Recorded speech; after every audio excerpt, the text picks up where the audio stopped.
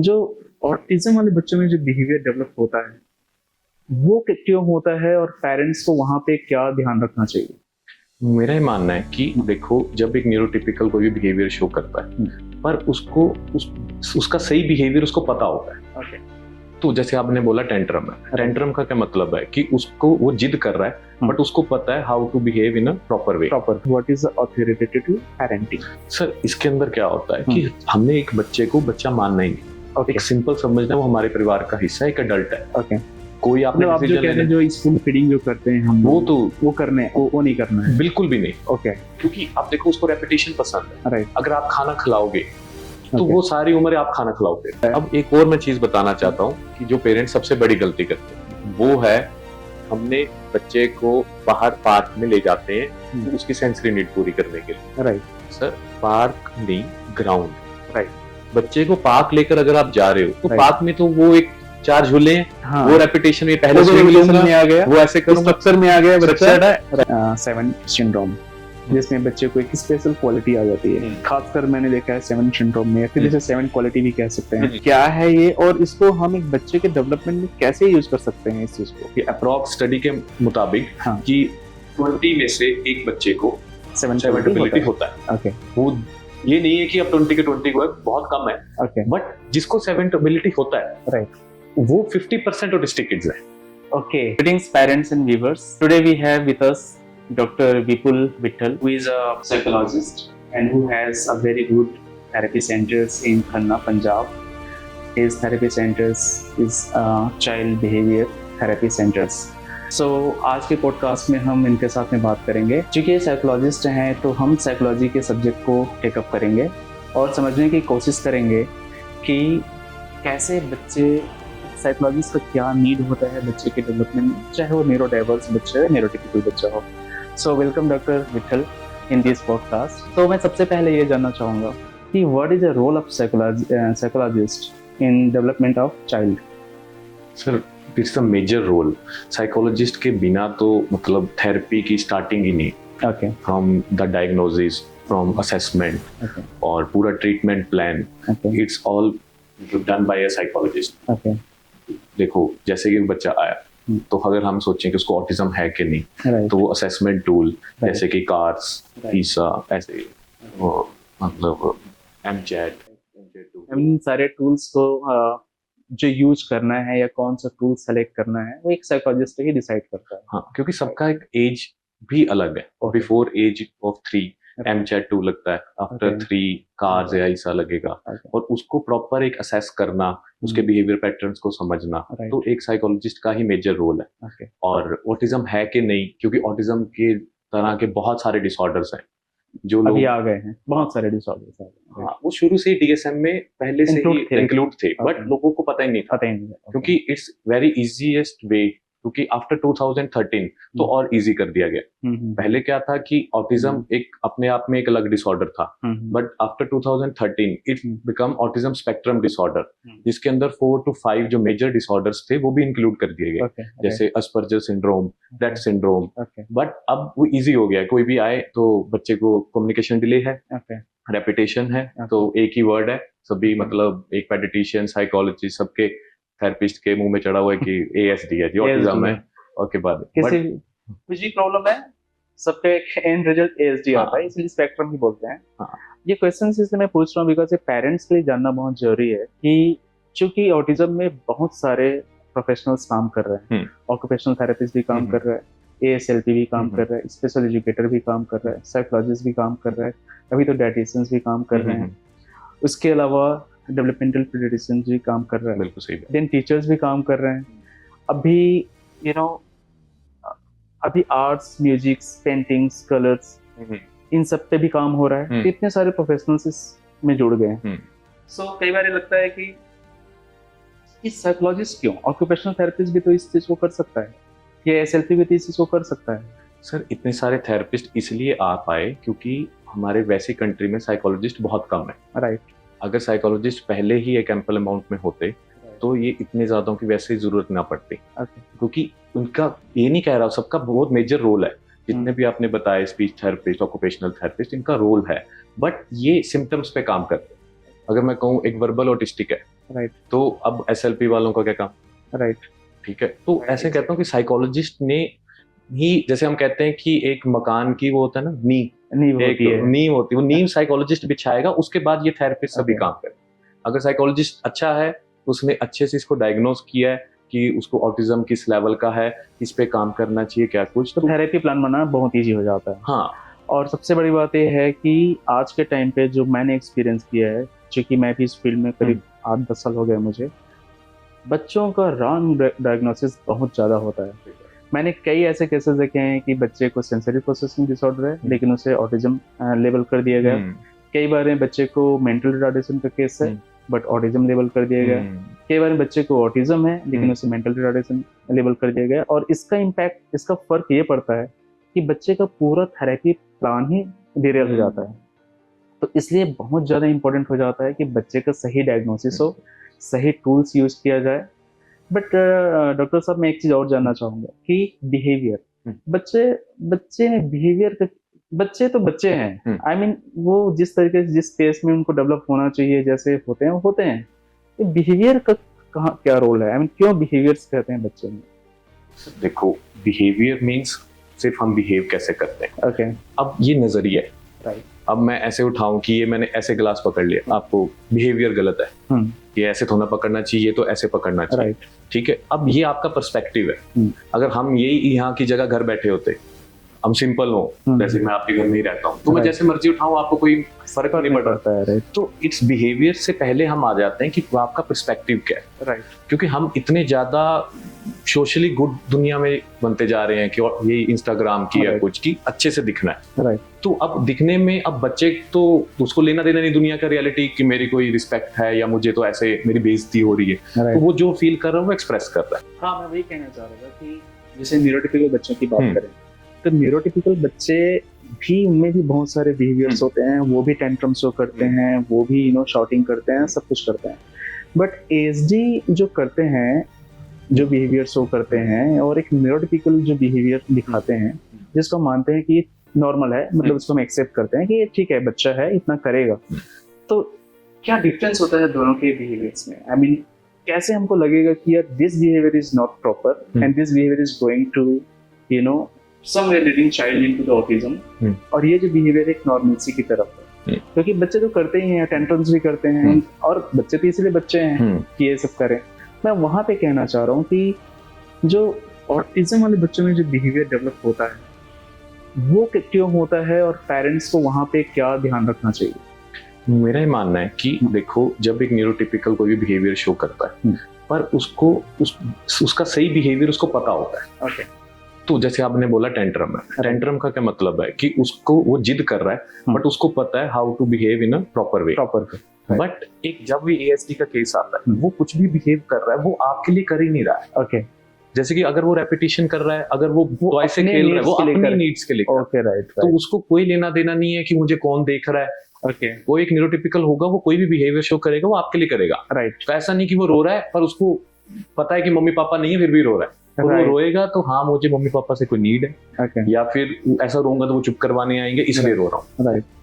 But एक जब आप ASD की बात करोगे, कोई भी न्यूरोडाइवर्जेंट बच्चे की, तो वो फील करता है, वो एक्सप्रेस करता है, okay. और वो इररिस्पेक्टिव ऑफ कि मेरे को कंसोल करो, इररिस्पेक्टिव ऑफ कि मुझे, तो उसके क्या रीजंस होंगे किस लिए ऐसा करता है? क्योंकि सबसे पहला ये एक रीजन है कि उसके सेंसरी इश्यूज हैं, ओके, कि वो क्या फील कर रहा है वो नहीं एक्सप्रेस कर पा रहा, क्योंकि बहुत ज्यादा बच्चे नॉन वर्बल होते हैं, right, number 1 thing, okay. Number 2 क्या है, वो जानता ही नहीं है कि how to express in a certain way, right, क्योंकि वो सोसाइटी से सीख नहीं रहा ना, राइट। बच्चे क्या सीखते, देखो अब हम कन्वर्सेशन कर रहे हैं, तो इसमें इतने ज्यादा वर्ड्स ऐसे होंगे जो हमें सिखाए नहीं गए, राइट, बट हमने सुने तो हमने वहां से उठा लिए, बट वो सुन ही नहीं रहा, पहली बात, राइट। नंबर 2, वो सोशली कनेक्टेड नहीं है, तो उसके पास वर्ड्स नहीं है, राइट। तो ये जो सारा सिनेरियो, उसके कारण उसके बिहेवियरल इश्यूज और ये पैटर्न बहुत बढ़ रहे हैं। इसका मतलब ये है कि चूंकि वो प्रॉपर्ली एक्सप्रेस नहीं कर पा रहा है अपने फीलिंग्स को, ये एक रीजन है। सेकंड रीजन है उसके सेंसरीज इश्यूज हैं, जिसकी वजह से वो परेशान है, वो रीजन है।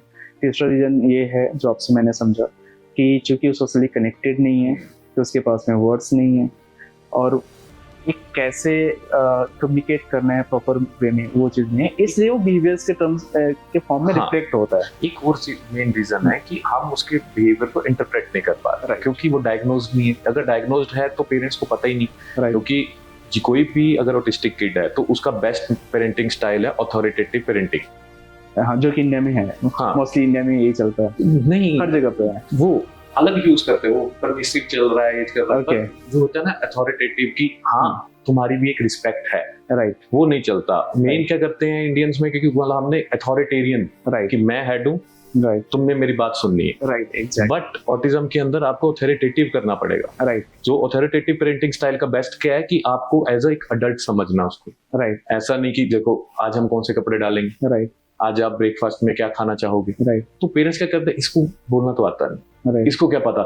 Right. तो ये जो वो फील और कर ये रहा है, बहुत बड़ा एक आई थिंक बिहेवियर्स का रीजंस बनता है, क्योंकि मैंने फील किया है कि हम चूंकि बच्चा बोल नहीं रहा है तो हमें लगता है कि बच्चा को समझ भी नहीं रहा है, और उसके सामने हम ऐसी ऐसी बातें करते हैं जो हमें नहीं करना चाहिए। फॉर एग्जाम्पल कि बहुत सारे पेरेंट्स भले ही वो दिल से ना चाह रहे हो, लेकिन बोलते तो हैं कि यार इसकी वजह से मेरी जिंदगी खराब हो गई। एक्सट्रीम केस में कोई पेरेंट्स बोलते हैं कि यार ये पैदा क्यों हुआ, और सब बातें इतनी बड़ी बड़ी बातें उसके सामने हो रही है और वो सबको सुन रहा है, सही बात, बस वो रिएक्ट नहीं कर पा रहा है। और फिर बाद में जब बड़ा होता है तो ये सारी बातें उसकी मेमोरी में होती है कि मेरे बारे में ऐसी बातें की गई। सब बच्चे के सामने ही इतनी निगेटिव बात कर रहे होते हैं। ये हमें ऐसा लगता है कि बच्चा को समझ नहीं रहा है क्योंकि बोल नहीं रहा है, जबकि बच्चा सब कुछ समझ रहा होता है। उनके इंटेलिजेंस में प्रॉब्लम थोड़ी है, उनके आईक्यू तो अच्छे होते हैं, कई बच्चों के आईक्यू तो बहुत ज्यादा होते हैं, सही बात, सिर्फ वो एक्सप्रेस नहीं कर पा रहा होता और सारी निगेटिव बातें उसके सामने चल रही होती है, और फिर बच्चा उसको समझ रहा होता है और बाद में वो करता है। सेकेंडली एक और है कि हम लोग थेरेपी, इतने थेरेपी में बच्चे का क्या कंडीशन है, वो थेरेपी लेना चाहता है नहीं लेना चाहता, वो बैठना चाहता है नहीं चाहता, उसे प्रॉब्लम है, फीवर है, ठीक है, फिर भी हम थेरेपी दे रहे हैं क्योंकि थेरेपी देना है। और फिर वो चूंकि एक्सप्रेस नहीं कर पा रहा है, अपनी प्रॉब्लम्स बता नहीं पा रहा है, तो वो ये कहता है कि ठीक है यार 1 घंटे झेल लो क्योंकि झेलना ही पड़ेगा। सही बात, अगेन वो और ये सब कुछ उसके पेरेंट्स के सामने हो रही है, तो उसे लगता है कि इनके सामने ये सब कुछ हो रहा है, और फिर यही बाद में बिहेवियर में जो मुझे समझ में आया कन्वर्ट होता है। एक और चीज है कि हर बच्चे को स्पेशल फील करवाना बहुत जरूरी होता है, और हमारे पेरेंट्स ने वही किया है, हमारे साथ भी वही किया है कि हमेशा हम उनके लिए प्रिंस थे। यदि कोई लड़की है तो हमेशा वो उसके लिए प्रिंसेस होती है, लेकिन इन बच्चों के साथ में पेरेंट्स कहाँ करते हैं, हम करते ही नहीं। हम तो उनको हमेशा कर्ज कर रहे होते हैं कहीं ना कहीं। मैं सब पेरेंट्स की बात नहीं कर रहा हूँ, लेकिन मोस्टली ऐसा होता है, उन बेचारों को कभी स्पेशल फील ही नहीं होता, सही बात, ठीक है, और वो भी एक बिहेवियर में कन्वर्ट होता है। थर्ड, मैं एक चीज देखा हूँ कि जब सेकंड चाइल्ड होता है तो फिर कंपैरिजन, और फिर उसको इतना ज्यादा मतलब उसको इम्पोर्टेंस देना, उसको उसकी वैल्यू करना, और उसके सामने उसको नहीं करना, और चूंकि एक्सप्रेस नहीं कर पा रहा है सिर्फ, जबकि समझ रहा है वो भी एक बिहेवियर में कन्वर्ट होता है, और एक बहुत बड़ा चैलेंज बनता है बाद में बिहेवियर्स। सर मैं एक और कहूँगा कि कितना इम्पोर्टेंट होता है घर में एक पॉजिटिव इन्वायरमेंट क्रिएट करना, ताकि बच्चे का डेवलपमेंट एक प्रॉपर तरीके से हो, एक उसे एक अच्छा इन्वायरमेंट मिले। मतलब मेरा कहने का मतलब है कि हस्बैंड वाइफ्स के बीच में एक अच्छा रिलेशनशिप रहना, झगड़े नहीं होना। क्या ये बच्चे के बिहेवियर को अफेक्ट करता है जो हस्बैंड वाइफ के बीच में झगड़े होते हैं? सर बहुत ज्यादा, मतलब एक न्यूरोटिपिकल किड को भी बहुत अफेक्ट करता है, राइट, कि पीटीएसडी के केस आम है, और ये कोमॉर्बिड सिचुएशन भी है ऑटिज्म के साथ, और ये होने का यही रीजन है कि क्योंकि वो पेरेंट्स जब कॉन्फ्लिक्ट करते हैं, क्योंकि जब एक बच्चे को डायग्नोज होता है कि ऑटिज्म है, तो अपने आप की एक ये मैं मानता हूँ एक ट्रॉमेटिक कंडीशन, राइट, ये हुआ, और एक घर में तो वो एक पूरा वो जो सिनेरियो नहीं होता वो डाबडा का, कि पहले तो डिनाइल फेस, राइट, कि नहीं हुआ, ऐसा कुछ नहीं, डॉक्टर ही पागल है, ऐसा कुछ नहीं, हमारा बच्चा बड़ा सही है, इतना तो प्यारा है, राइट, ठीक है। फिर अब वो नेक्स्ट आते हुए कि उसके बाद अग्रेशन या एक्सेप्टेंस आ रही है, धीरे धीरे अग्रेशन, गुस्सा आया, फिर बार्गेन, राइट, फिर उसके बाद डिप्रेशन फेज, और लास्ट में एक्सेप्टेंस। तो ये हम सब ने पढ़ा है कि डाबडा कि ऐसे करके एक्सेप्टेंस आएगी।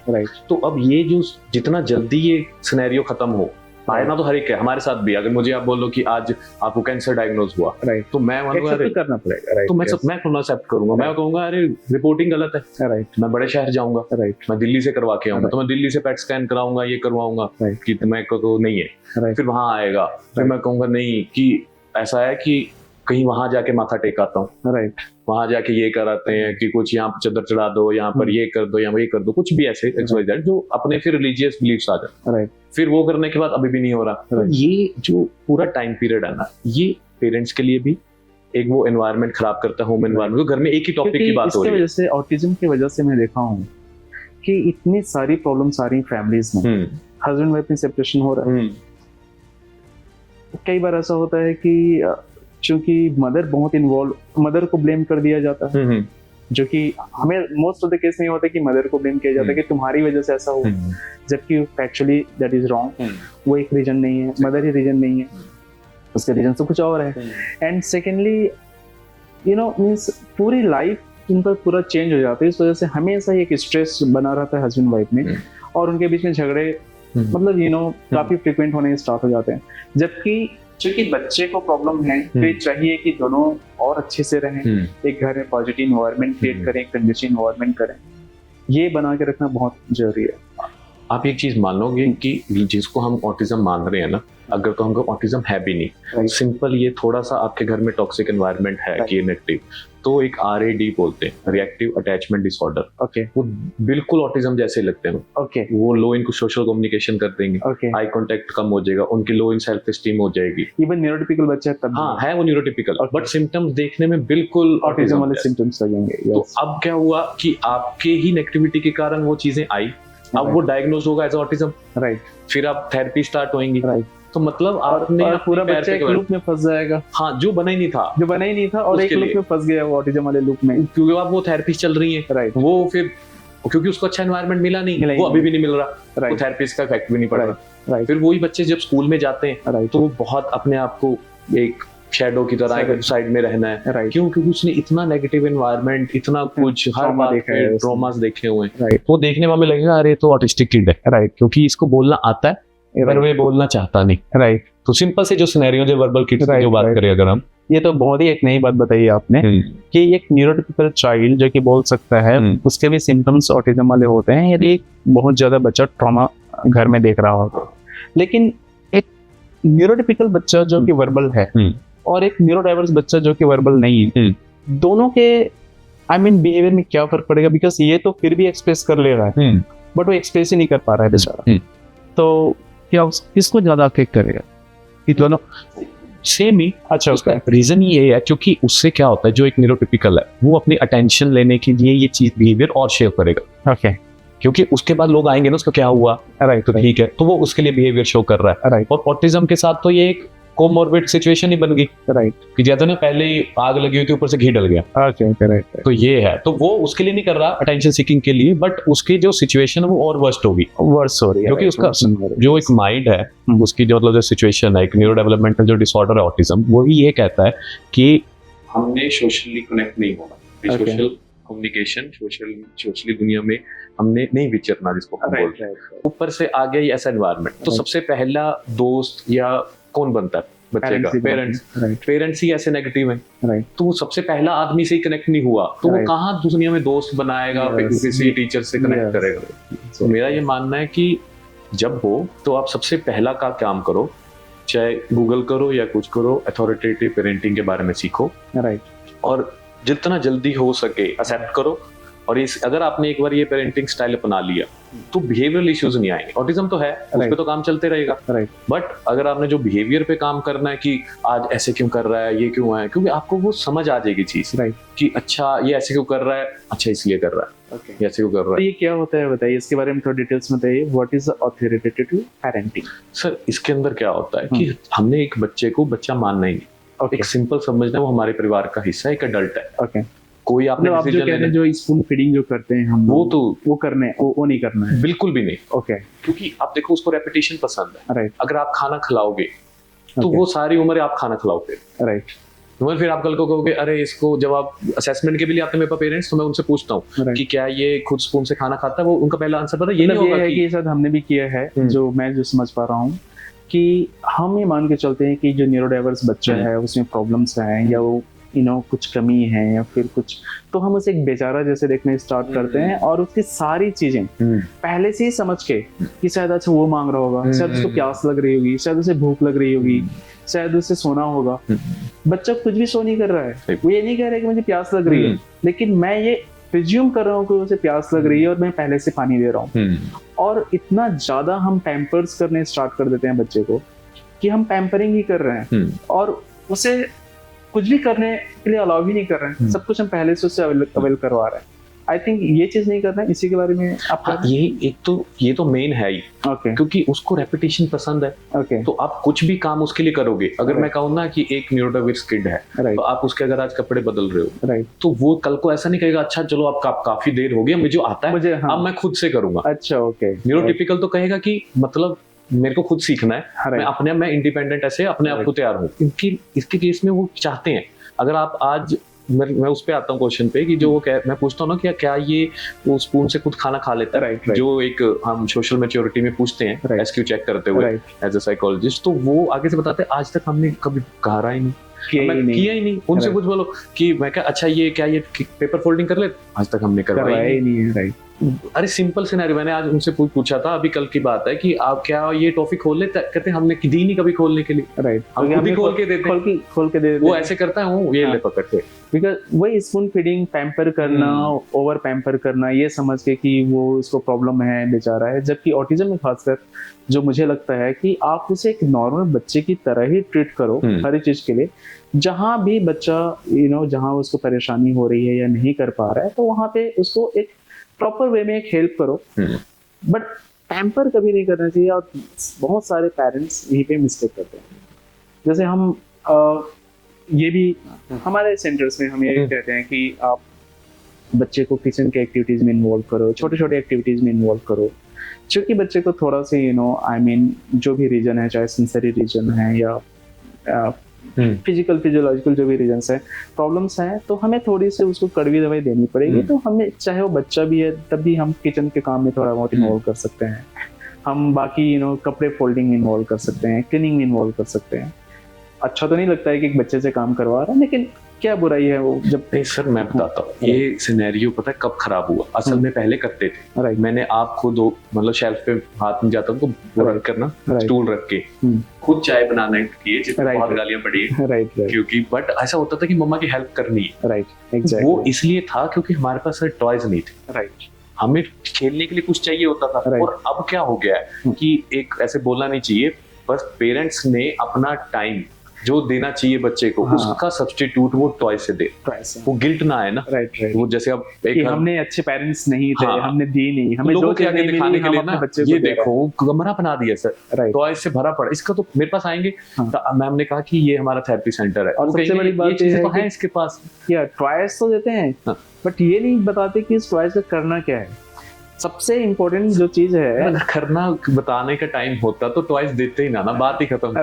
टॉयज देने का मतलब है कि तू ये ले पकड़, तू कर, मेरे को अपना करने दे, अपने करना दे। यस। अगर आपके पास टाइम है तो आपको बच्चे को टॉयज देने की जरूरत ही नहीं है। उसके लिए प्लेट भी एक टॉय है, एग्जैक्टली, और घर के सारी चीजें ही टॉय बनती है। और मोस्ट ऑफ द केसेस में जो बच्चे होते हैं वो घर की चीजों से खेलते हैं। आई मीन स्पून हो गया, आपके प्लेट्स हो गए, आपके फॉर्क हो गया, इन चीजों से खेलते हैं और बहुत एंजॉय करते हैं। इसमें साउंड भी आता है, सेंसरी मिलता है, सब कुछ मिलता है, तो इन्वॉल्व भी होता है। अब एक और मैं चीज बताना चाहता हूँ कि जो पेरेंट्स सबसे बड़ी गलती करते हैं वो है, हमने बच्चे को बाहर पार्क में ले जाते हैं उसकी सेंसरी नीड पूरी करने के लिए। सर पार्क नहीं, ग्राउंड। बच्चे को पार्क लेकर अगर आप जा रहे हो तो पार्क में तो वो एक 4 झूले हैं, वो रेपिटेशन में पहले में आ गया, वो ऐसे करूंगा, स्ट्रक्चर में आ गया, स्ट्रक्चर्ड है, ये करना। और आप बड़े खुश कि हम तो बच्चे को तो आउटडोर एक्टिविटी कर रहे हैं। स्विंग लेना, झूला लेना कोई आउटडोर एक्टिविटी नहीं है। ये तो एक सिंपल सी सेंसरी नीड थी, वो आपने पूरी कर दी। बट अगर जो आप कहते हो फंक्शनल प्ले, वो तो ग्राउंड जाकर आएगा, कुछ नहीं है, सिर्फ घास है, भागो, आगे वो मिट्टी है, कुछ बनाओ। मतलब मेरा मानना है जितना बच्चे को आप, चाहे वो न्यूरोटिपिकल है चाहे न्यूरोडाइवर्स है, एनवायरनमेंट देंगे, जितना आप बोर करोगे उसको, उतनी उसकी क्रिएटिविटी निकले।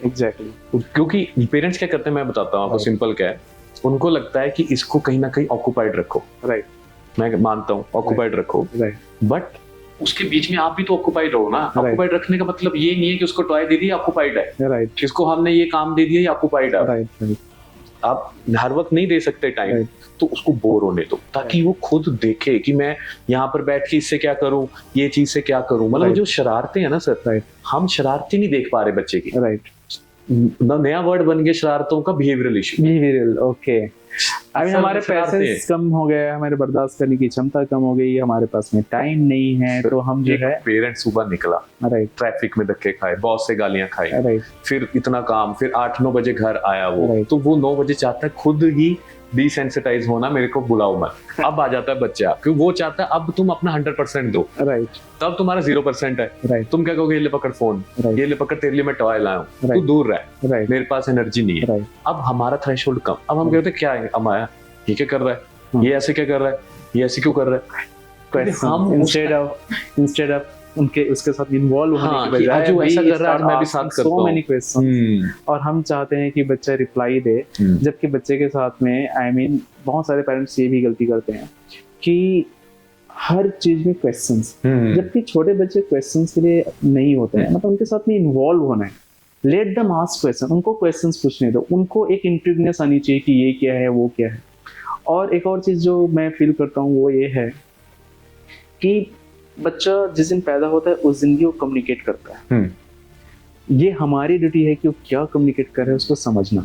इसका मतलब ये है कि बच्चा ये नॉन वर्बल है, तब भी वो कुछ न कुछ कम्युनिकेट कर रहा होता है, और कम्युनिकेशन के थ्रू वो अपनी सारी बातें कर रहा होता है, अपनी पूरी स्टोरी बता देता है कि क्या हुआ। भले वो बात नहीं कर रहा है, मैं 1.5 साल के बच्चे की बात कर रहा हूँ, सही बात, ठीक है, और पेरेंट्स के पास में उस इमोशंस को समझने का टाइम ही नहीं है, वो समझना ही नहीं चाहता कि वो क्या कह रहा है। जैसे फॉर एग्जांपल कि मैं अपने बेटे के बारे में बात करता हूँ जो कि 1.5 साल का है, वो बात नहीं कर सकता, एक दो वर्ड्स पे है, बट उसने एक दिन मुझे बताया कि ड्राइवर अंकल मैं बैठ गया हूँ, आप बैठो और ड्राइव करो, जाना है जल्दी, through the non verbal communication.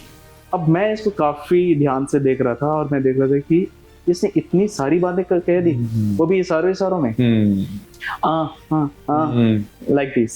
सो ये भी पेरेंट्स के पास में टाइम नहीं है इस बात को समझने के लिए। उनको लगता है कि बच्चा नहीं बोल रहा है, उसको खिला दो, उसको टॉयज दे दो, उसको सुला दो, उसके बाद उसकी सारी नीड पूरी कर दो, 2 घंटे के लिए पार्क चले जाओ, आ जाओ, सो जाओ, यही चल रहा है।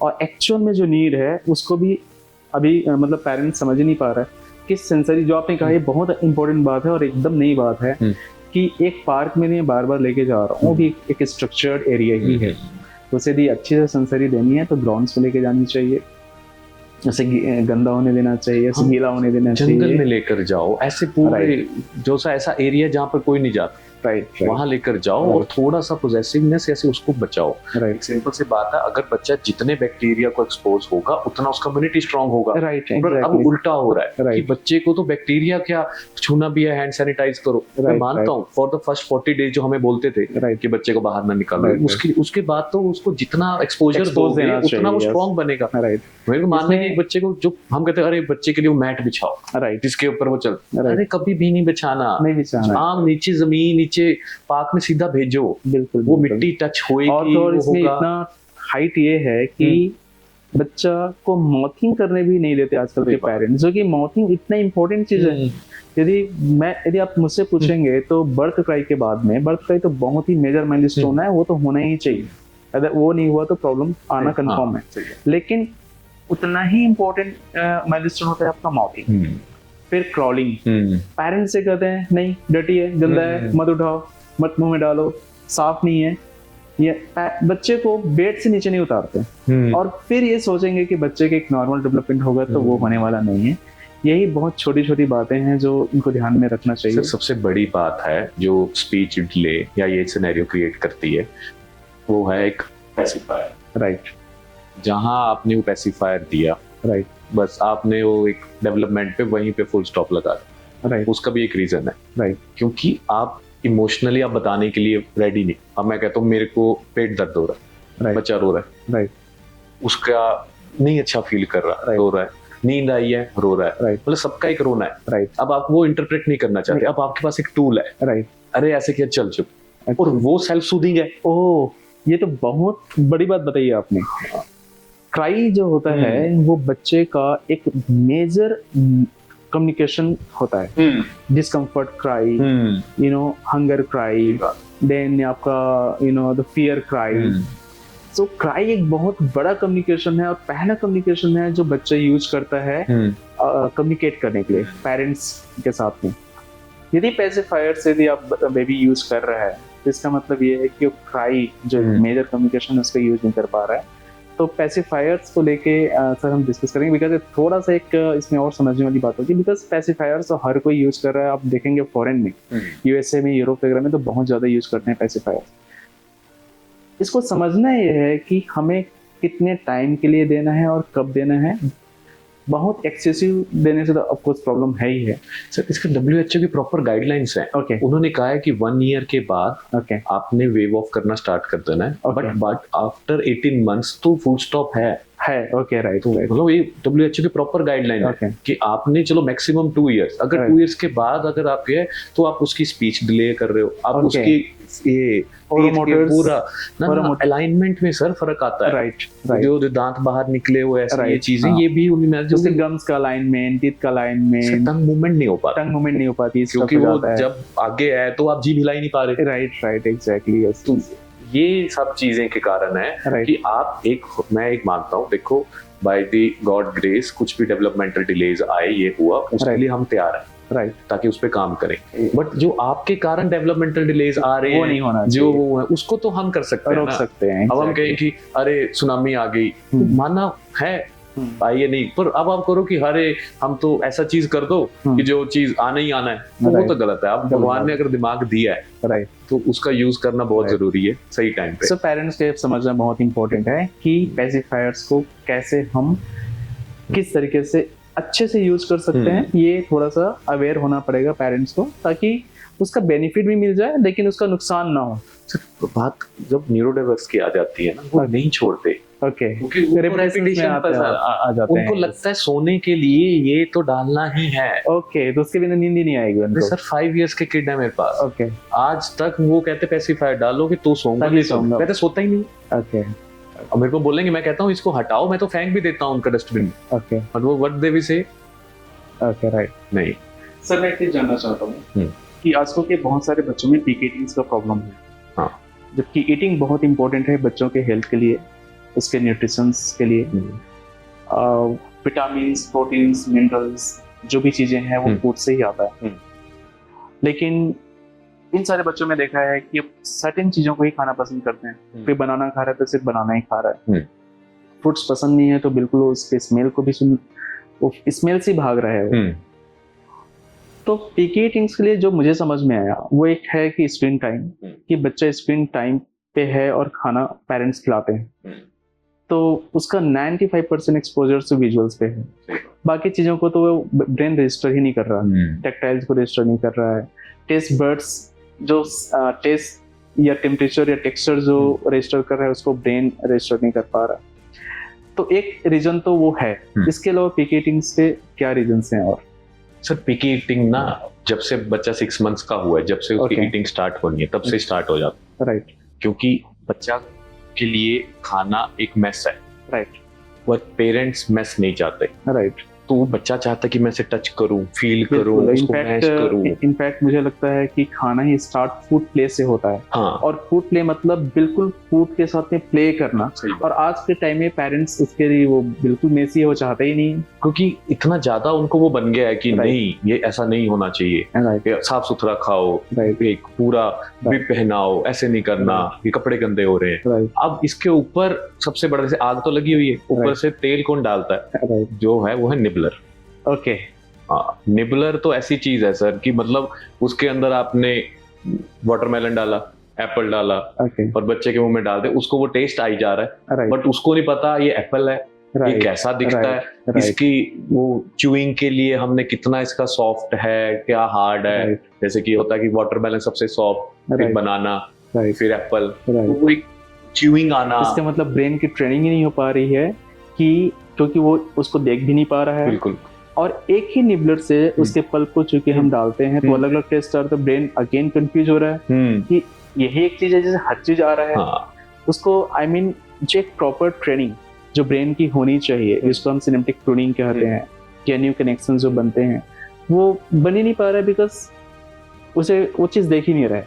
यही तो सर, और ऊपर से आपने एक बीच में जो दीवार खड़ी कर दी है बेबी फूड नाम। राइट अगर आपने बेबी फूड देना है तो आप भी खाओ, राइट, ऐसा नहीं कि ये तुम्हारा फूड है ये हमारा। फूड है। तो उससे क्या होता है बच्चे, जब हम उसको हमारा फूड देने लगते हैं तो उसके माइंड में पहले सिनेरियो होता है ये तो तुम्हारा था, अच्छा, ये मेरे पास क्यों आ रहा है। राइट राइट, तो ये तो तुम खाते थे। साइकोलॉजिकली चाइल्ड प्रॉपर साइकोलॉजिकली है कि ये तो जैसे तुम रोटी और तो ये तो तुम खाते थे, हाँ, मेरे को तो आप अलग देते थे। फिंगर चिप्स ही मिलता था मुझे, फिंगर चिप्स मुझे दे तो रहे बर्गर थे ही मिलता था क्योंकि मैं ये खाता था। Right. एक साइकोलॉजिकली ब्रेन को क्या हो जाता है कि मैं एक तो बच्चा हूँ, एक डिस्क्रिमिनेशन वैसी है नेचुरल कि मैं तो बड़ों जैसा हूँ ही नहीं, राइट और मेरा खाना अलग है, राइट मेरा सब कुछ है, तो फिर Right. वो डिमांड भी ऐसी करता है। राइट जब उसको एप्पल देख के उसको ये लगता है ये तो मैं खाता ही नहीं, राइट वो टेस्ट ही नहीं करना चाहता, राइट क्योंकि कहता वो आज तक नहीं खाया मैंने।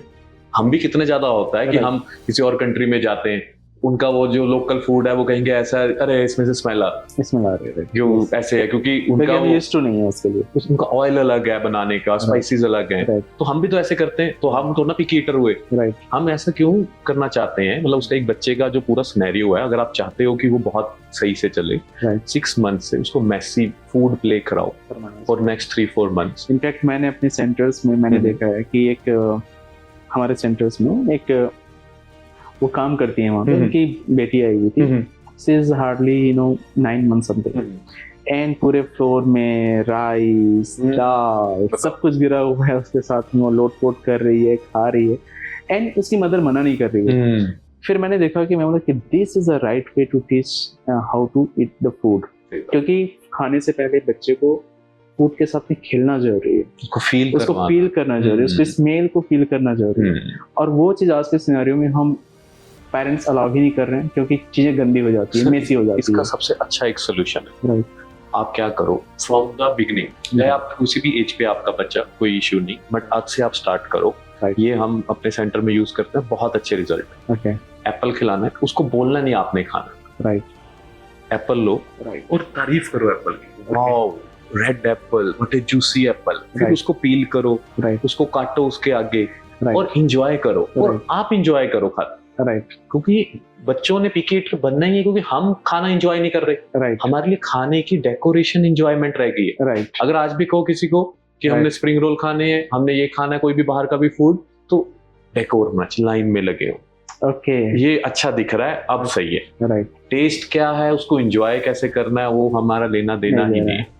राइट वैसे ही बच्चों के साथ हो गया है। मेरा ये मानना है कि अगर आपने बच्चे को पिकी ईटर से हटाना है, तो आप खुद पहले फूड का एंजॉय करना स्टार्ट करो। हम ही नहीं कर रहे, खाना तो ऐसे सवेरे नाश्ता करना, जल्दी जल्दी करो, काम पे जाना है, और लंच है, ऐसे बस खा रहे हैं। और कभी आप ना, सबसे अच्छा तरीका है, एक सामने मिरर रखो, फिर खाना खाओ, राइट आपको पता लगेगा आप कैसा दिख रहे हो खाना खाते हुए।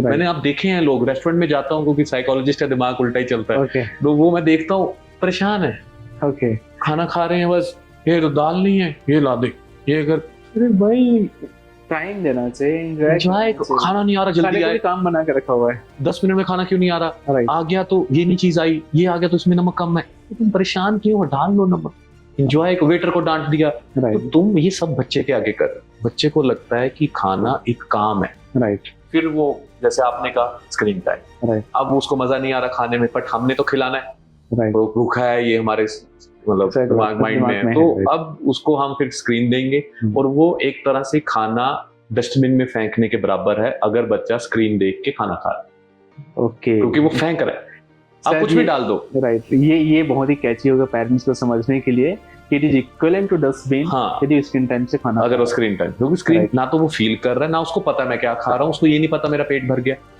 हाँ उसको ये भी नहीं पता। बिल्कुल। तो जो मेन जो इंट्रोसेप्शन, जिसको हम एक्स्ट्राऑर्डिनरी सेंस कहते हैं, और इंट्रोसेप्शन मुझे जो फील होता है कि इज अ फर्स्ट सेंस जो बच्चे में डेवलप होनी चाहिए। ठीक है, वैसे तो आपका ऑडिटरी सेंस बिफोर बर्थ ही डेवलप हो जाता है, आपके टैक्टाइल्स भी डेवलप हो जाते हैं, वेस्टिबुलर भी बहुत पहले आ जाता है, बट इंट्रोसेप्शन एक बहुत इंपॉर्टेंट फीलिंग होती है। और because of screen time and all this, क्योंकि ब्रेन बाकी सेंसेस को रजिस्टर ही नहीं कर रहा है, सिर्फ वो विजुअल्स पे बहुत ज्यादा फोकस्ड है, वो धीरे धीरे सेंसेस फेड होने स्टार्ट हो जाता है, और इसीलिए प्रॉब्लम्स आना स्टार्ट होती है। और उसको टेस्ट का पता ही नहीं होता। मैंने ऐसे बच्चे देखे हैं जो 8 इयर्स के हो गए, 9 इयर्स के हो गए, खा तो रहे हैं वो, बट फूड को एंजॉय नहीं कर रहे हैं। टेस्ट का पता ही नहीं है, टेस्ट को एक्सपीरियंस ही नहीं कर पा रहा। सर उसका एक पूरा कॉन्सेप्ट जो खराब हुआ है वो है बेड पे खाना, राइट, टीवी देखते हुए फैमिली ने खाना, राइट, जो बच्चा देख कर ही सीखता है। राइट, एक प्रॉपर जो एक मैनर्स थे ना कि राइट, डाइनिंग टेबल पे बैठना है, राइट, सब बैठेंगे राइट, और सब फूड को एंजॉय करेंगे, राइट। तो वो कॉन्सेप्ट खत्म होता जा रहा है। सबके लिए फूड और हमारे फूड एक बच्चे के लिए बहुत बड़ा रेनफोर्समेंट है। सही बात। मतलब मुझे लगता है कि 80% रेनफोर्समेंट फूड से ही आता है। और यदि बच्चा यदि फूड को एंजॉय नहीं कर रहा है, यदि उसे टेस्ट नहीं मिल रहा है, तो आपका 80% रेनफोर्समेंट गया। इसका मतलब ये है कि अब आप बच्चे को कैसे आप कंप्लायंट बनाएंगे, कैसे आप उसे किसी चीज के लिए उसको परस्यू करेंगे कि आप ये काम करो। क्योंकि हमने भी अपने बचपन से देखे हैं, हमें पेरेंट्स क्या कहते थे कि बेटा तुम यदि ये करोगे तो तुम्हें ये मिलेगा, ये खाने को मिलेगा, ये करोगे तो ये खाने को मिलेगा, और हम बहुत एक्साइटेडली इस चीज को मानते थे कि मुझे ये खाने को मिलेगा। अब खाना ही यदि मेरे लिए कोई रेनफोर्समेंट ही नहीं है, मुझे कोई उसमें कोई थ्रिल ही नहीं है। सर रीइंफोर्समेंट बदल गया है ना। रीइंफोर्समेंट क्या, आपको 1 घंटा फोन चलाने को मिलेगा, राइट, अब आपको आधा घंटा टीवी देखने को मिलेगा, राइट, तो अब की ये पहले ही खराब और ऊपर से और रीइंफोर्समेंट भी खराब, जो कि उसमें अगेन स्क्रीन टाइम। हाँ, राइट। ये मतलब पूरा कॉन्सेप्ट ही बदलता जा रहा है, और हाँ। इसी के कारण इतने केसेस आ रहे हैं, और लोग ऐसे कि अरे क्यों आ रहे हैं, हमारे टाइम पे नहीं थी। अरे तुम्हारे टाइम पे चीजें बहुत अलग थी, अब तुम ये चीजें कर नहीं रहे हो ना जो तुम्हारे टाइम की थी। राइट, राइट, वो चीजें करो और आपको कोई इश्यूज नहीं आएंगे। बिल्कुल बिल्कुल। इसमें एक और जो चीज है जो बहुत इंपॉर्टेंट है, मुझे लगता है पेरेंट्स को जानना, मेरे व्यूअर्स को जानना, कि बच्चों में टेंट्रम्स एंड देन मेल्टडाउन्स। तो टेंट्रम्स एंड मेल्टडाउन के पीछे की क्या साइकोलॉजी है, क्यों बच्चे टेंट्रम्स करते हैं, और बच्चों में क्यों किस कंडीशन में मेल्टडाउन आता है? सर देखो, पहले तो दोनों को डिफरेंशिएट करना सीखो। ओके। टेंट्रम बच्चा तब करेगा जब वो उसकी कोई डिजायर्ड आउटपुट है, राइट, मुझे ये चीज चाहिए, लेकर दो, रो रहा हूँ, this is tantrum. Right. Meltdown के अंदर उसका कोई उसको नहीं चाहिए, वो इसलिए नहीं कर रहा कोई मुझे देखे, इसलिए नहीं कर रहा मुझे कोई चीज चाहिए। तो अगर तो पहले तो डिस्टिंग्विश करना बहुत जरूरी है। अगर आप डिस्टिंग्विश नहीं कर पा रहे तो आप टेंट्रम भी खराब कर रहे हो, और वर्स्ट कर रहे हो, और मेल्टडाउन को और ही ज्यादा बढ़ा रहे हो। तो कोई भी पेरेंट्स, सिंपल न्यूरोडाइवर्स किड्स में बहुत ज्यादा होता है मेल्टडाउन। तो आप ये समझना कि अगर बच्चा चिल्ला रहा है, रो रहा है, तो उसको चीजें नहीं देनी है, उसको समझाना नहीं है। यहाँ पे पेरेंट्स को इसे समझना बहुत जरूरी है कि ये जो कंडीशन है, ये मेल्टडाउन कंडीशन है कि टेंट्रम कंडीशन है, और दोनों को अलग अलग तरीके से हैंडल करना चाहिए। जी, तो मैं दोनों का बताता हूँ। इजी बात तो डिस्टिंग्विश करना समझ गई। राइट। अगर तो बच्चा जिद कर रहा है तो वो टेंट्रम है। जो अगर तो बच्चा मेल्टडाउन का मतलब कि एक तरह से बॉडी जो मतलब ब्रेन स्विच ऑफ हो गया, यस, उसको दिमाग को कुछ नहीं पता क्या रियलिटी है, क्या मुझे चाहिए, वो अपना एक वक्त लेगा। राइट। इसका दुनिया में और कोई सोल्यूशन नहीं है। ओके, ठीक है। अब आ जाते हैं कि इसको कैसे हैंडल कर। सबसे पहला, जैसे टेंट्रम है, बच्चा जिद कर रहा है, शांत करो, उसके रिट्रैक्ट पे काम करो। राइट। कि लेकर देंगे, पहले आप शांत हो। जो एबीसी एनालिसिस करना पड़ेगा यहाँ पे, इसके अंदर नहीं। अच्छा, इसके अंदर में नहीं है, इसके अंदर नहीं होगा, क्योंकि ये बिहेवियर नहीं है। ओके। टेंट्रम मीन्स कि अगर साइकोलॉजिकली थोड़ा सा आपको समझाऊं, राइट, तो जो हमारा प्रीफ्रंटल कॉर्टेक्स होता है ना एरिया, ओके, ये डेवलप नहीं हुआ होता बच्चों के अंदर। ओके। जो रियलिटी दिखाता है, ओके, जो बताता है कि शांत हो, कोई बात नहीं, कल मिल जाएगा। ओके। तो और जो हमारे जो इमोशंस हैं, एक तरह से जिसको हम बोलते हैं, जो हमारे मेन इमोशंस आते हैं हाइपोथैलेमस से और अमिगडाला से, ओके, तो ये आउटबर्स्ट कर देते हैं। ओके। तो जब ये आउटबर्स्ट होता है तो बच्चा रियलिटी देख ही नहीं रहा है ना। ओके। तो जब रियलिटी देख नहीं रहा, ये कंडीशन है। राइट। तो अब आप तो लगे हुए हो उसको समझाने, राइट, तो वो तो सुन ही नहीं रहा। राइट। तो इसका सबसे अच्छा तरीका है कि एक ये कंडीशन है, it's not a behaviour. Right. Tantrum के अंदर एक उसकी बॉडी रेडी ही नहीं है सुनने की। बिहेवियर में एबीसी एनालिसिस हम करते हैं, हाँ, बट टेंट्रम्स में एबीसी एनालिसिस उतना काम नहीं करेगा। ओके, वो बिहेवियर नहीं है। राइट। वो तो एक कंडीशन है। आपने सुना होगा fight and flight mode. Right. ये वो सिनेरियो आ गया कि उसको लग रहा है कि ये चीज मिलेगी तो मेरी जिंदगी चलेगी, नहीं तो नहीं। बट ये होता क्यों ऐसा होता है सिचुएशन टेंट्रम वाला? देखो ना, टेंट्रम हर एक बच्चे में, कुछ ऐसा नहीं है कि न्यूरोडाइवर्स न्यूरोटिपिक, हर एक में है। ठीक है, ये इसको हम बोलते हैं मैच्योरिटी। ओके, सब में। आप मानोगे जो हमारा प्री फ्रंटल कॉर्टेक्स एरिया, ये आफ्टर 20s मतलब 20 साल के बाद जाके फुली डेवलप होता है। ओके। तो अगर आप सोचो कि अरे वो 2-3 साल का है, वो अब रियलिटी समझे। राइट हम हम भी बच्चे थे, कुछ हम भी गया। तो सबसे अच्छा मेथड है वो है रीडायरेक्ट। रीडायरेक्ट हमारे दादों को, हमारे पेरेंट्स को, सबको आता था। राइट। कैसे करते थे मैं बताता हूँ। हम किसी एक अच्छे से मेले में गए, हम दुशहरा का मेला लगा, हम गए, मैंने कहा कि पापा मुझे बैलून ले दो। राइट। अब कंडीशन है, अब उन्होंने कहा नहीं लेके दे। अब मेरे लिए कोई मेला मैटर ही नहीं करता, कौन रावण क्या कुछ मैटर नहीं, मेरे लिए तो बैलून नहीं मैटर करता है, बैलून लेना है। राइट। अब उन्होंने अगर तो ले दिया तो मैं बैलून संभाल लूंगा कि बाद में गया ये चीज है, मैंने आज जीत ली जीत। नहीं लेकर दिया तो मैं सारा मेला खराब कर दूंगा कि मेरे को क्यों नहीं लेके दिया, रोता जाऊंगा, खींचूंगा, मतलब पेरेंट्स को भी तंग करूंगा। अब हमारे पेरेंट्स क्या करते थे, हम आते हुए ले लेंगे। दिस इज रिडायरेक्ट करना, उसको डिस्ट्रैक्ट करना और दूसरी चीजों में इसको उसको पोस्टपोन कर देना चीजों को। राइट। तो टेंट्रम का बेस्ट है अगर आपने, दिस इज अ ट्रेनिंग, आपने जो उसके कोर्टेक्स को, प्रीफ्रंटल कोर्टेक्स को रेडी करना है। राइट। वो बचपन से रेडी नहीं आया है, तो आपने समझना है कि वो रेडी नहीं है, तो आपने धीरे धीरे घर पे भी जैसे कि आपने खाना डाला तो wait, after the count of 5 we will eat. हम जा रहे हैं बाहर, तो वो जब वो इंपल्सिव हो तो आपने उस टाइम पे सिखाना है धीरे धीरे। ये नहीं कि अब टेंट्रम है अब इसको सिखाएंगे, अब तो हो गया ना। राइट। अब तो आएगी चीज, अब सिखाना नहीं। राइट। अब केस आता है सर मेल्टडाउन का। मेल्टडाउन मेरे को नहीं लगता कि मोस्टली पेरेंट्स उसको मैनेज कर पाते हैं, क्योंकि मेल्टडाउन में ही सबसे जो पेरेंट्स हैं सब उनको समझ ही नहीं आता है, और उसको एक उनको लगता है कि बच्चे का बिहेवियर है और उसके साथ में ऐसी ऐसी चीजें करते हैं जो बिल्कुल नहीं करनी चाहिए। डांटना, इनफैक्ट मारना भी स्टार्ट कर देते हैं। ये चीज आती है स्कूल में।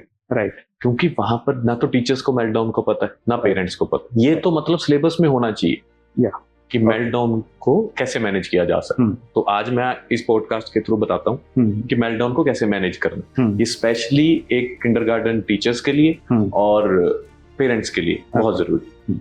जब भी बच्चा मेल्टडाउन करे तो रीजन देखना, या तो वो सेंसरी ओवरलोड से होगा। ठीक है, उसका मतलब अब वो एक मोड में जा चुका है, जब चिल्ला रहा है जिसका कोई रीजन नहीं है। आप हो सके तो आप कंप्लीट शटडाउन है, ब्रेन शटडाउन 5-10 सेकंड्स के लिए या एक मिनट लगा लो, आप उसको कर सकते हो। बात वो बात ही नहीं करना, आपको ये चाहिए, ये करना, क्या चाहते हो, कुछ नहीं बोलना है। वो नहीं, आपने 5 सेकंड करके देख लो अगर आपने चेक करना है कि आपको नहीं पता लग रहा मेल्टडाउन है, वो चिल्ला रहा है, खींच रहा है वो। अब आपने क्या करना है, सबसे पहला केस जो आजकल नहीं कर पा रहे थे वो है म्यूट फेस। म्यूट फेस मतलब कोई इमोशंस नहीं शो करना, चेहरा म्यूट है। राइट। ना तो मैं हंस रहा हूँ, ना मैं रो रहा हूँ, ना मैं खींच रहा हूँ। राइट। और नंबर 2, उसको वर्बली एक्सप्लेन बिल्कुल नहीं करना। ऐसा नहीं करते, वो देख वो क्या देख कर रहा है, सभी तेरे को देख रहे हैं। जितना आप ये करते रहोगे आप उसके ब्रेन को और डैमेज करते जा रहे हैं। उसको एक्सप्लेनेशन नहीं चाहिए, वो उसका ब्रेन एक अलग सिनेरियो में जा चुका है, यहाँ कंप्लीट शटडाउन है, कुछ नहीं ब्रेन। और ये मतलब भगवान ने इसलिए बनाया मेल्टडाउन, ये तो हमारे तो नहीं, मतलब एक कंडीशन है, इसलिए बनाया ताकि एक हाइपरटेंसिव ब्लीड वाली सिचुएशन है। मतलब ब्रेन में इतने न्यूरॉन्स, ऐसे समझ नहीं आ रहा था, तो उसने कहते हैं जैसे हम कहें कि एक जो स्टेबलाइजर लगता है कि आगे से फ्लक्चुएशन आ रही थी तो उसने टक कर दिया, स्विच ऑफ ही कर दिया। ताकि जब तक फर्दर डैमेज ना हो। राइट। जाके पीछे से जब तक सही सप्लाई नहीं आती तब तक एक तरह से स्टेबलाइजर का काम। अब तुम क्या कर रहे हो, फ्लक्चुएशंस को और बढ़ा रहे हो, तो वो तो और खराब है ना। तो सबसे पहले म्यूट फेस रखो, एक कामिंग एनवायरनमेंट करो। अगर तो वहां बहुत आवाज थी, जैसे भीड़ है, पार्टीज में बहुत होता है बच्चों का सेंसरी ओवरलोड, तो उसको वहां से ले जाओ। राइट। आराम से बिठाओ और उसके साथ शांत बैठे, और कुछ नहीं। हाफ एन आवर लेगा बच्चा, 1 घंटा लेगा, 2 घंटे भी लेते हैं कई बच्चे। कुछ नहीं करना, बस साथ बैठना है। अगर उसको हग की जरूरत है हग दो, अगर उसको कोई सेंसरी ऐसे एलिमेंट चाहिए पर वो डिस्ट्रैक्ट नहीं, जस्ट टू काम डाउन, तो ऐसे ही समझ लो उसने कुछ करना है, कोई भी सेंसरी है चीज, वो आप प्रोवाइड कर। बट ये नहीं कि मैंने प्रोवाइड कर दिया अब तो हो जा सही, क्यों उनको तो लग रहा है टेंट्रम है, पड़ेगा। यस, आपको एक ही है, वो है पेशेंस। पेशेंस और पेशेंस ये रखो, मेल्टडाउन तभी होगा। और आगे से जो आप कह रहे थे ना, वो एबीसी एनालिसिस वाला, फिर उसके बाद है कि ये मेल्टडाउन हुआ क्यों, हम आगे से क्या एनवायरनमेंट में चेंज करें ताकि ये नौबत दोबारा ना आए। जैसे आप सबसे अच्छा वो टेस्ट टूल है सेंसरी प्रोफाइल टेस्ट। वो हर एक पेरेंट को पता होना चाहिए अपने बच्चे का कि किस में ये हाइपर सेंसिटिव है और किन चीजों में हमारा बच्चा हाइपर सेंसिटिव। वो किसी भी पेरेंट को नहीं पता, सबको पता ऑटिज्म है ये। हाँ, उसको थ्रेशोल्ड इन अराउजल का जो कंसेप्ट है उनको पता नहीं रहता है पेरेंट्स को। मैं पूछता हूँ उनसे, मैं क्या इसको सेंसरी इश्यूज होना है? नहीं कोई इशू नहीं है। मैं क्या अच्छा तो नहीं होंगे, पर ये ना स्ट्रीमिंग करता है, क्यों? वर्बल स्ट्रीमिंग, हाइपर सेंसिटिव है, वो सेंसरी नीड के लिए ही तो कर रहा है। तो सेंसरी प्रोफाइल नहीं किया होता तो उनको पता ही नहीं होता, अपने बच्चे को जानते नहीं और लगे हुए हैं बस ये हमारा बच्चा वैसा नहीं है, ये हमारा बच्चा ऐसा नहीं है। तो मेल्टडाउन का जो कंडीशन होता है क्या ब्रेन को डैमेज करता है सम वे? नहीं, एक ऐसा कोई स्टडी ऐसा प्रूफ नहीं है, बट एक से एक टाइप ऑफ वो है कि उसको एस्केपिज्म है ब्रेन का, ये मतलब मैं नहीं सहन कर पा रहा। जिसको बट आई थिंक फिर फ्रिक्वेंटली आनी भी नहीं चाहिए फिर, क्योंकि फ्रिक्वेंटली यदि आएगी, क्योंकि नॉर्मल न्यूरोटिपिकल बच्चों में मेल्टडाउन का कंडीशन कभी, क्योंकि ये बहुत ही इमरजेंसी सिचुएशन के लिए भगवान ने बनाया हुआ है, तो इमरजेंसी में ही आनी चाहिए। ये बहुत फ्रिक्वेंट यदि चीजें आ रही है तो दैट इज नॉट गुड। इस तरीके से मेरे हिसाब से कहीं ना कहीं ब्रेन को उस वे में डैमेज करता हो। हाँ देखो, ऑब्वियसली टेंट्रम मेल्टडाउन कुछ भी आना तो नहीं चाहिए, राइट, बट आप सिर्फ प्रिकॉशंस ले सकते हो, पर जब अगर आ गया तो मत सोचो, मेरा ये मानना है। प्रिकॉशंस लो, सब चीज करो। अब मैं कहूँ कि हाँ ऐसा करना चाहिए, ऐसा करना चाहिए, ठीक है, बट अब आगे आप क्या करें? राइट। अब तुम दिमाग चलाना, इसका मतलब यह है कि डांटना तो बिल्कुल भी नहीं है। वो तो जितना आप डांटोगे आप बहुत खुद को खराब कर रहे हो, खुद का मूड खराब कर रहे हो और बच्चे को कोई फायदा नहीं कर रहे। डांटना तो मतलब 1000 किलोमीटर दूर। राइट।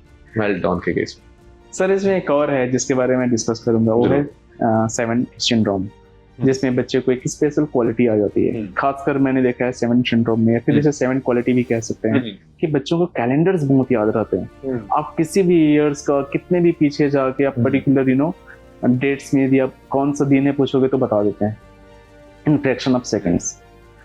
तो ये मुझे समझ में नहीं आता कि ये क्या है ये, और इसको हम एक बच्चे के डेवलपमेंट में कैसे यूज कर सकते हैं इस चीज को।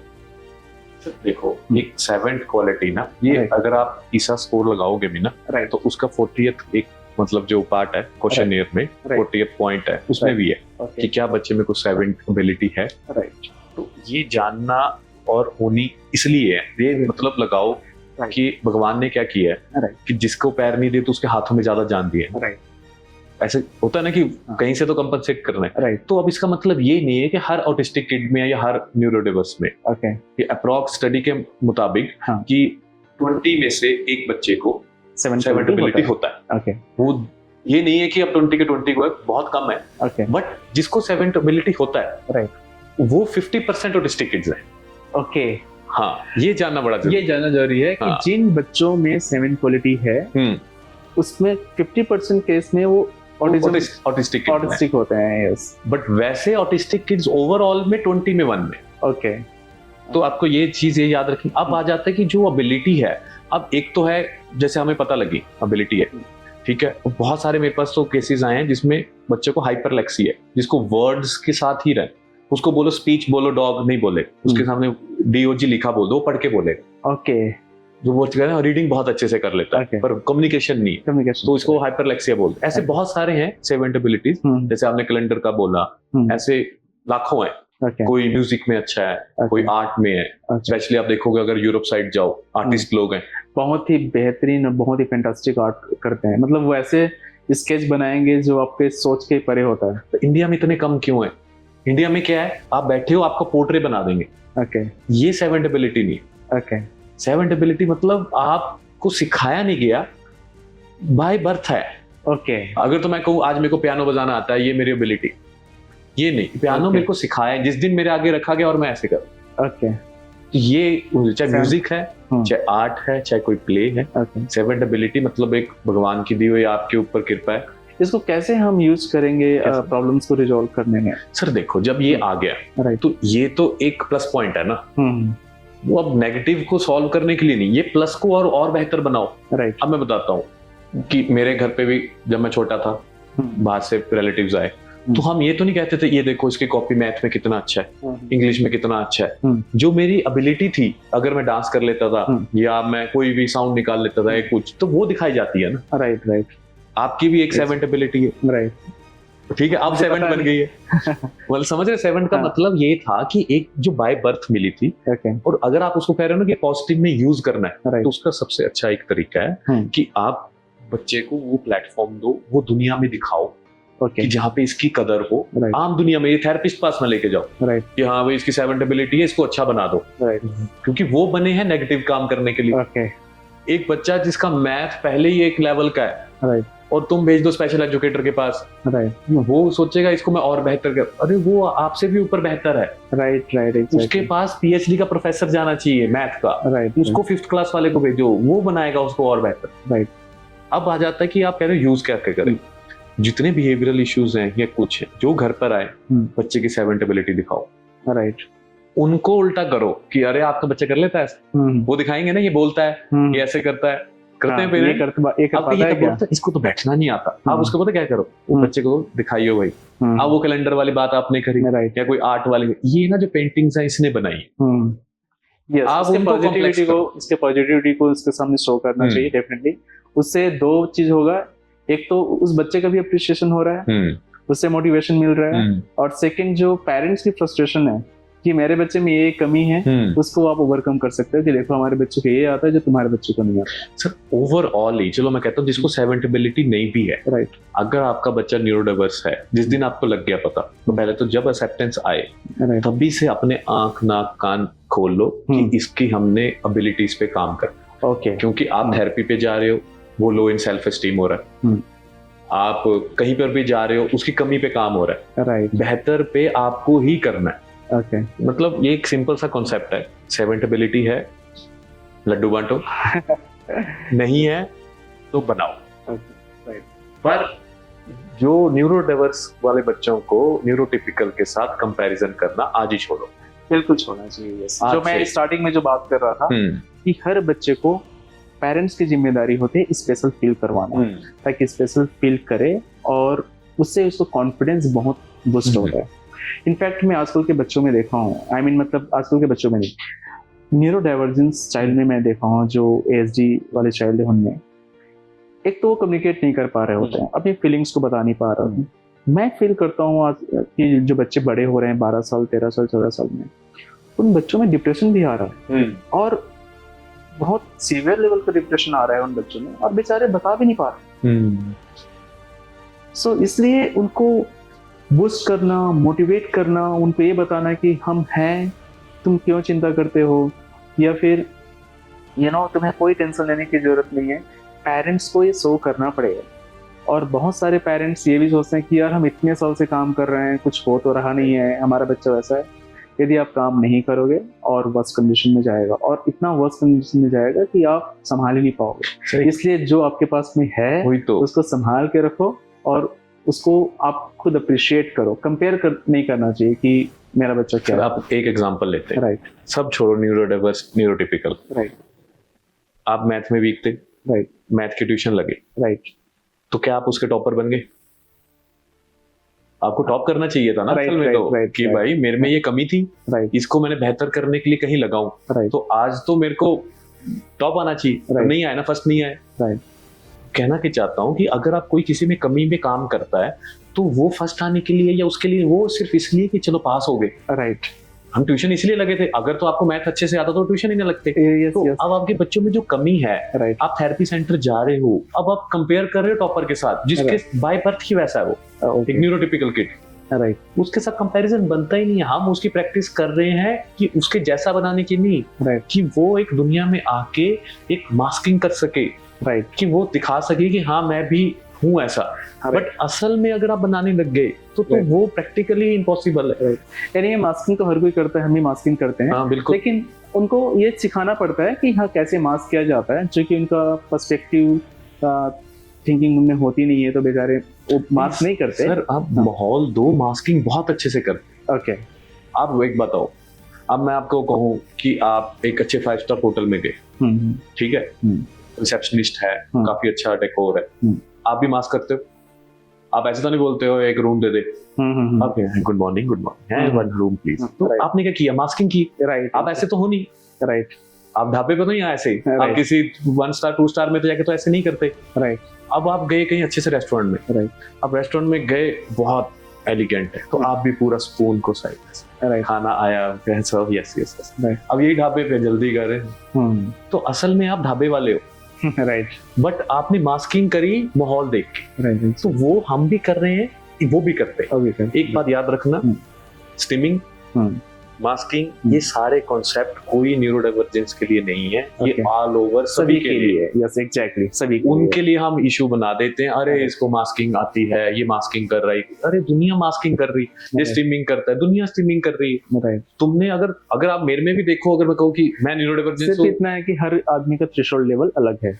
न्यूरोटिपिकल का थ्रेशोल्ड लेवल थोड़ा हाई होता है, इनका थ्रेशोल्ड लेवल थोड़ा स्लो होता है। स्टिमिंग तो हम भी करते हैं। न्यूरोडाइवर्जेंस देखते नहीं कहाँ। राइट, पर अगर मैं जैसे अभी आप बैठे हो ना, मैं कहूँ कि सर पैर मत हिलाना, हाथ भी नहीं हिले, आप मेरे से बात नहीं कर पाओगे। यस एग्जैक्टली, क्योंकि आप फ्री हो, राइट, तो आप कर पाए। वैसे ही न्यूरोडाइवर्जेंस हम क्या करते हैं, स्टीमिंग रोक दो, अब काम करवाएं।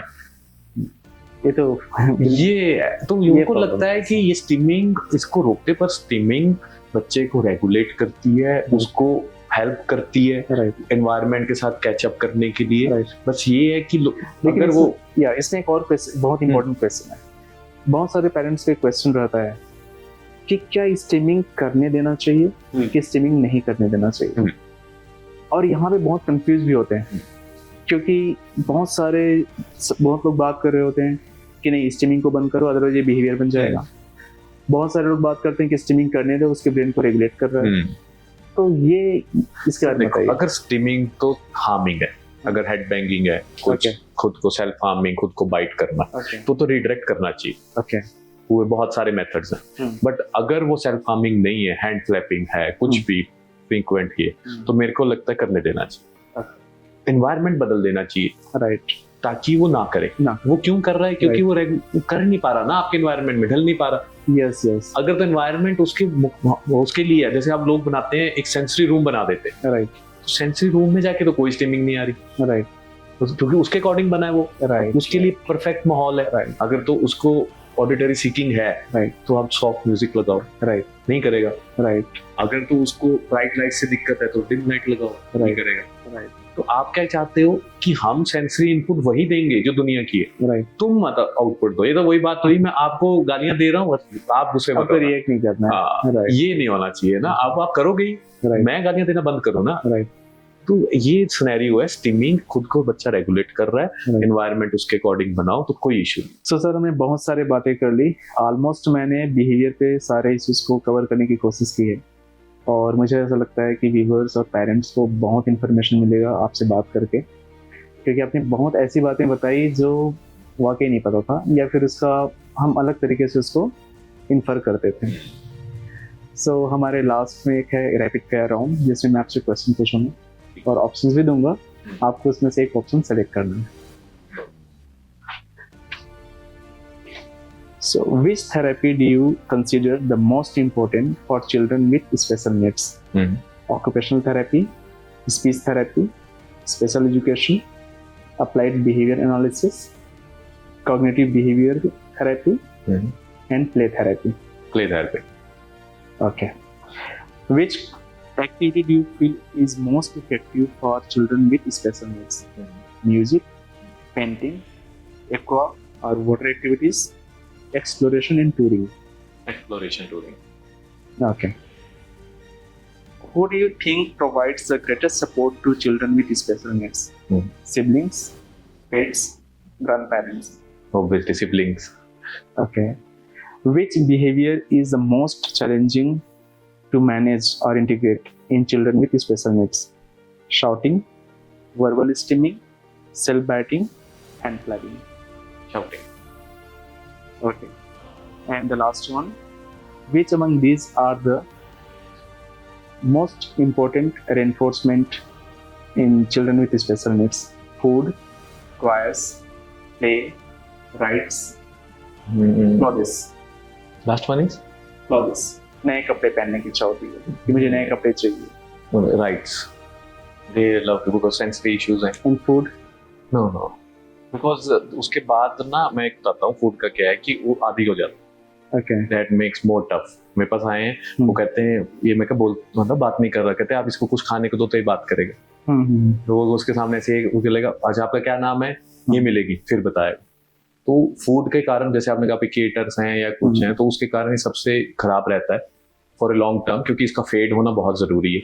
नहीं उस कंटेक्स्ट में नहीं पूछ रहा हूँ मैं, इस कंटेक्स्ट में पूछ रहा हूँ कि जो बच्चों में जो रेनफोर्समेंट होते हैं, जो बच्चे छोटे बच्चे में, तो सबसे बड़ा रेनफोर्समेंट क्या होता है? फूड होता है, प्ले होता है? वैसे एक न्यूरोटिपिकल के लिए तो फूड ही है, ओके, बट न्यूरोटिपिकल केस में थोड़ा नेगेटिव जाता है। मतलब मेरे केस में, मतलब मेरा जो अपना मानना है, हाँ। मेरे पास काफी ऐसे केसेस आए जो मैं बहुत परेशान हूँ, वो कुछ नहीं करते हैं अगर आप खाने को नहीं दोगे, तो बहुत टफ है। वो उस हिसाब से टफ हो जाता है। अदरवाइज बच्चों में एक फूड एक बहुत बड़ा हाँ, वो तो है, बट उसके बाद उनको आप कर सकते हो कि आपको मैं मतलब सेंसरी रूम में लेकर जाऊंगा, आपको राइट्स दूंगा, आपको ऐसे फिर वो काम कर ले, वो रेनफोर्समेंट अच्छी, क्योंकि उसमें सेंसरी नीड भी पूरी होगी, सेंसरी इंटीग्रेशन भी हो गया, आपका काम भी हो गया, एक तीर से दो निशान। फूड के अंदर क्या होगा कि अब आपको एक हेल्दी फूड ऑप्शन भी साथ रखनी पड़ेगी। अब ये टॉफी ये तो दे नहीं सकते, वो खराब कर रहा है, तो टफ हो जाता है, वो इजी मैथ। राइट।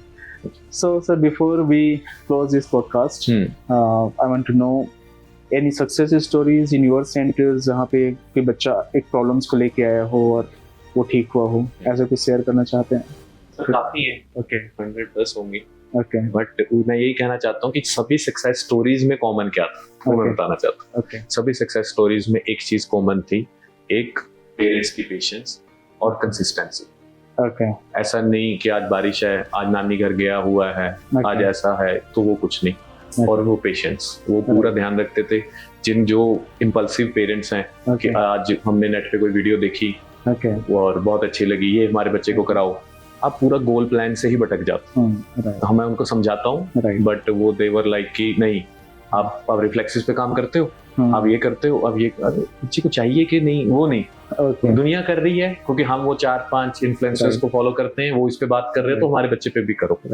तो मैं भी इस बात को मानता हूँ कि कंसिस्टेंसी बहुत इंपॉर्टेंट है, और पेरेंट्स जो कि सबसे बिगेस्ट स्टॉक होल्डर होता है या बच्चों के केस में, उनका कितना डेडिकेटली वो काम कर रहे हैं, कितना एफर्ट लगा रहे हैं, वो बहुत इंपॉर्टेंट है। मतलब जिसका रिजल्ट्स आने हैं तो कंफर्म है, पेरेंट्स की नॉलेज, पेरेंट्स की पेशेंस, पेरेंट्स में कंसिस्टेंसी होना, और एक ट्रस्ट होना कि आप जहाँ जा रहे हो वहाँ पे आपको ट्रस्ट है।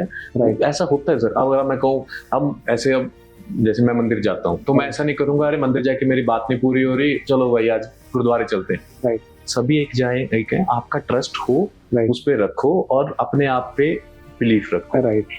ये होना बहुत जरूरी है। तो ये सभी जिन पेरेंट्स में था, उनमें बहुत अच्छे रिजल्ट्स आए। जो पैनिक कर गए, जिनको एक टाइम के बाद जो खुद ही एंशियस थे, तो उनके अंदर थोड़े रिजल्ट्स थोड़े डिलेड है। Okay. So thank you so much, sir, coming to this podcast. Thank you, sir. We will meet again. Sure.